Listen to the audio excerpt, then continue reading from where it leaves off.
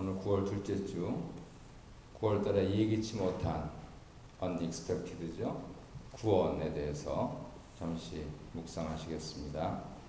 사사기를 공부하시면서 하나님만이 이스라엘의 진정한 사사시다 하는 부분들은 명심을 하셔야 되겠습니다.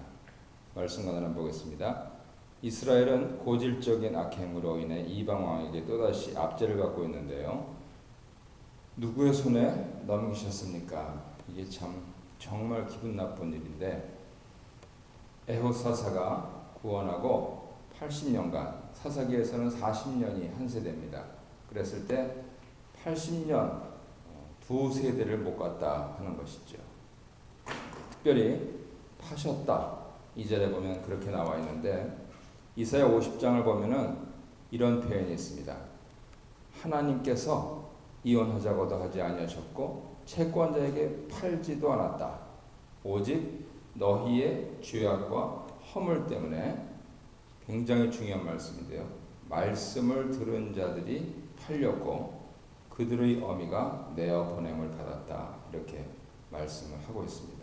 그러니까 이 사사기 상황이 이사야 선지 상황에서도 전혀 바뀌지 않았다 하는 내용을 문학적인 표현을 통해서도 들을 수가 있죠. 더구나 하설왕이 나오는데 여호수아 11장에 보면은 상장군 여호수아가 그 왕을 죽이고 성을 초토화시켰습니다. 그런데 어떻게 해서 드보라 시대에 하설왕 야빈이 전열을 재정비한 수준이 아니고 강국이 되어서 이스라엘을 압제하고 있느냐 하는 그런 질문이 생기는 거죠. 그러니까 정말 기분 나쁜 겁니다. 이런 일이 생기면 안 되죠. 상식적인 수준에서 생기면 안 됩니다. 근데 신앙적인 수준에서 이런 일이 생긴다. 4장 1절 2절 넘어가면은 여호수아서를 아는 사람들은 이게 지금 뭐야 이게, 이렇게 생각을 하는 거죠. 그러니까 적어도 신앙생활이 상식이 통해야 되지 않습니까? 상식이 뭡니까? 예수 안 믿어도 다른 사람들이 다 하는 거예요. 기본적으로 하는 거. 질서가 있고 자유가 있고 정의가 있고. 그런데 만일 하나님을 믿는 사람들이 믿음이라는 것 때문에 그것을 거스린다. 이상한 거죠. 더구나 이것처럼 다른 이방에 먹힌다. 정말 기분 나쁜 거죠. 그래서 이런 일이 생기지 않도록 굉장히 조심해야 되겠다 하는 것입니다. 그 근본적인 원인은 2장과 3장에서 계속 반복해서 나왔습니다. 자녀교육 실패. 그래서 다음 세대가 다른 세대가 되어버렸다 하는 부분들 지난주에 살펴보았습니다. 2번 보겠습니다. 오랜 학대에 시달리던 이스라엘 백성이 여호와께 부르짖은 이유는 20년간 이 점점 늘어났잖아요. 8년, 18년, 20년. 저 뒤에 이사야 시대로 가면은 아예 포로로 잡혀갑니다. 더구나 이 사사기 시대에는 가나안의 철병거, 이게 굉장히 난공불락이라고 생각이 됐었나 봐요. 그래서 그것만 생각하면은 어떤 때는 무기도 변변치 않은 이스라엘 사람들 입장에서는 절망적인 상황이다. 우리가 어떻게 당하느냐, 나 보스 이거 가지고 어떻게 철병거를 당하느냐, 이런 식으로 생각했던 것이죠. 그러면 현실이 안 따라주면 믿음이 있어야 되죠. 현실이 안 따라준다고 믿음을 잊어버리면 그것만큼 믿는 사람들에게 있어서 어처구니 없는 일이 없는 겁니다. 그래서 더 심각한 문제는 전력의 열세가 아니고 믿음의 부재였다 하는 것을 사사기 4장이 말씀을 하시는 것이죠. 나눔 읽어보겠습니다. 반복적인 회개에도 불구하고 내 신앙 삶이 좀처럼 달라지지 않는 이유는 무엇이냐?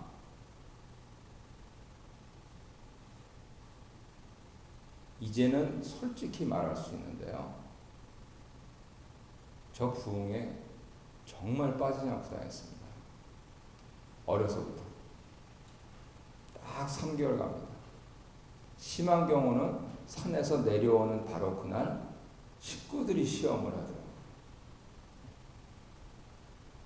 정말 어처구니 없었던 일은 왜 이렇게 늦었느냐고 부모님이 공박을 할 때는 뭐 방언하고 뭐 그냥 뭐 신기한 체험하고 했던 게 그냥 그 자리에서 없어져 버려요. 그게 없으면 3개월 가더라고요. 한편으로는 참 사람이 그래서 사는 것 같은데 안 좋은 일은 1개월도 채 안 가서 잊어버립니다. 사람은 이 두 개의 바퀴가 공존하는 것 같아요. 우리는 기도하도록 창조받은 동물들은 기도를 안 하잖아요. 근데 사람들은 기도를 하게 돼 있어요. 참 하나님께 기도드리냐 아니냐 그게 문제인데 그렇다 하더라도 사람은 몸을 갖고 있어서 영적인 신비한 체험을 하더라도 3개월이 못 가더라고요. 다 해봤습니다. 한편으로는 도대체 살 수가 없다 그래도요 아주 낙관적인 분들은 뭐 채 보름도 안 가고 그러고 나서 또다시 예수님께서 돼지가 진흙탕에 뒹군다 그렇게 표현하신 것처럼 또다시 그렇게 그러니까 좋아서 헤헤헤 하다가 3개월 넘어가고 나빠서 아이고 아이고 하다가 한 달도 못 가고 그게 인생인 것 같아요. 그래서 나눔 일본에 대한 그러한 우리 나름의 변명 그것을 넘어서서 해답을 찾자면요 다른 것 없습니다. 우리 가치관이 바뀌어야 돼요. 내 상식적인 가치관이 십자가 가치관으로 바뀌어야 됩니다. 예수님이시라면 어떻게 했을까 하는 것을 도덕적으로 접근하지 말고 복음적으로 접근을 해야 됩니다. 예수님 외에는 없다. 심지어는 야고보 요한은 아버지도 버려두고 예수를 쫓았습니다. 그죠? 맞죠? 예수님 부르시니까 배에 그물뿐만 아니고 아버지도 버려뒀다. 그렇게 성경에 나오거든요. 그러니까 이 예수 그리고 그 왕이 십자가를 지신 것을 굉장히 사생결단 수준으로 생각을 해야 하고 그것을 믿고 나가야 되는 겁니다. 그래서 십자가 가치관으로 변화받지 않는 이상 적어도 제 경험으로 보면 좋은 건 3개월, 나쁜 건 한 달. 그렇게 하면서 다람쥐 쳇바퀴 돌듯이 공전하더라 하는 것이죠. 아 그러면 그렇게 사는 사람이 어디 있냐? 무지 많습니다. 맨정신으로 선교할 수 있습니까? 우리는 기도도 안 하고 찬송도 안 하고 말씀도 회의하게 됐지만은 글자 그대로 너무너무나 부족한 가운데서도 치열하게 목회하시고 뜨겁게 하나님께 매달리시는 교회들이 얼마나 많습니까? 그러니까 우리 수준으로 바라보면 안 된다는 겁니다. 구름같이 허다한 증인들이 있다 했을 때 내가 그분들을 못 쫓아가는 게 문제지. 그래서 이 십자가 가치관으로 빨리 변화돼야 되겠다 하는 부분들. 그러면 무엇이 바뀌느냐? 내 자녀를 바라보는 눈이 바뀝니다.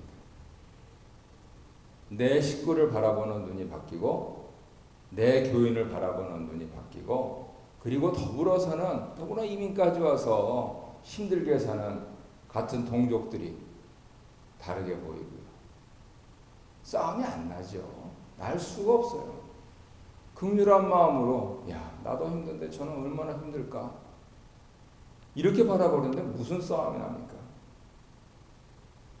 그래서 이 십자가의 가치관으로 바뀌지 않는 이상 대안은 없습니다. 큰 2번 보겠습니다. 하나님의 약속과 드보라 권고에도 바락은 하나님이 부르신 전투에 나서기를 주저하는데요. 하나님께서 이스라엘이 부르짖었을 때 응답하셨을 그 응답을 받은 주인공은 라피도스의 아내 여선지. 오늘날로 얘기하면 이거 성차별적인 용어입니다. 왜 선지면 선지지 여선지냐. 근데 4장에 보면 5장에 보면 반복해서 그걸 얘기해요. 강조하고 싶다는 것이죠. 여선지 드보라였습니다. 그 이름 뜻은 꿀벌입니다. 2번 보겠습니다. 사사 드보라가 승리 약속을 전하면서 전투를 요구했을 때 바락이 반응한 부분들이 구약과 신약을 전체적으로 읽어야 되는데 이 부분들이 조금 미진한 것 같아요. 그래서 주일날 설교 때 말씀을 드리겠습니다. 믿음이 없어 보이죠? 나약해 보입니다. 하지만 신약 성경은 다르게 얘기하고 있어요. 마치 롯처럼. 롯 온갖 못난 짓은 다 하고 다녔죠. 하지만 우리가 베드로 후서에서 보니까 뭐라고 불렀습니까? 저 의인 롯이라고 부르고 있습니다. 세상에 살면서 그의 심령이 상했다 이렇게 표현하고 있습니다. 그러니까 구약과 신약을 같이 읽어야 되기 때문에 이 부분은 내일 주일 설교 때 자세히 설명하도록 하겠습니다. 단 변하지 않는 사실은 드보라 선지가 자신과 동행하지 않으면 출정하지 않겠다. 이게 무슨 뜻인가 이거를 깊이 묵상을 해봐야 되는 것이죠. 3번 보겠습니다. 드보라는 주저하는 바락에게 동행을 약속하면서 무엇을 예고하냐면 이스라엘의 승리를 말씀을 하고 아주 구체적인 방법 이미 하나님께서 다 세워놓으셨다라고 7절에서 말씀을 하고 있습니다. 그런데 영광은 바락이 아닌 무명의 여인. 우리는 이 여인이 누군지 압니다. 개인 족속 여인이고 이름은 야엘입니다. 뜻이 산념소라는 뜻이고요. 옛날에는 여인이 있는 장막에는 남편밖에 못 들어갔죠. 외간 남자가 들어가면 둘 다 죽였습니다. 그런데 이 여인이 시스라를 들어오라 그럽니다. 현대적으로 보면 굉장히 유혹하는 장면이죠. 그래서 시스라를 죽여버립니다. 딱 하나 준 게 있습니다. 염소전. 목마르다 그러니까. 그래서 오늘의 주인공은 바로 이스라엘의 진정한 사사이신 하나님께서 이 무명의 여인 야엘, 전혀 기대하지 않았던 야엘, 염소젖을 적장에게 주고 그를 말뚝박아 죽인 이 야엘에 의해서 이루어진다 하는 그 말씀을 하시고 있는 것이죠. 아까 드보라는 이름 뜻이 뭐라고 말씀드렸습니까? 꿀벌. 야엘은 지금 산념소인데 젖을 시스라에게 준 모티프가 있어서 결국 사사기 4장을 통하여서 하나님은 이스라엘에게 여전히 가나안 땅을 주신다 하는 확고한 약속을 주시고 있는 겁니다. 조상 때부터 가나안 땅을 어떻게 묘사했습니까? 젖과 꿀이 흐르는 땅이다. 그러니까 이것을 읽는 후손들, 더구나 포로로 잡혀가서 아무런 희망이 없는 그러한 후손들은 이 4장을 읽으면서 우리에게는 젖과 꿀이 흐르는 가나안 복지가 주어졌었는데, 혹은 하나님께서 젖과 꿀이 흐르는 그 땅을 언제 회복하실까 하는 절망 가운데의 소망을 바라보는 것이죠. 신약적으로 적용을 한다면은 우리가 아무런 희망이 없어 보일 때라도 오직 예수님이라고 하는 소망을 가지고 젖과 꿀이 흐르는 천국을 소망하면서 살아가는 것과 같다. 이렇게 말씀드릴 수 있겠습니다. 하나님은 변치 않고 이스라엘의 진정한 사사시지. 나는 3번 보겠습니다. 본문에 등장하는 인물들 가운데 내 영적인 상태를 반영하고 있는 인물은 누굽니까? 어떤 점에서 닮았습니까? 그들을 통해 내게 주시는 교훈은 무엇입니까? 곰곰이 생각하시면서 묵상하시면서 기도해 보시고 여전히 나의 장점도 있고요. 여전히 나의 단점도 있지만은 장점을 하나님께서 사용하시기를 원하고 단점을 하루속히 보완해 주시기를 원하면서 성령님 도와주세요. 그렇게 기도를 드리시기 바랍니다.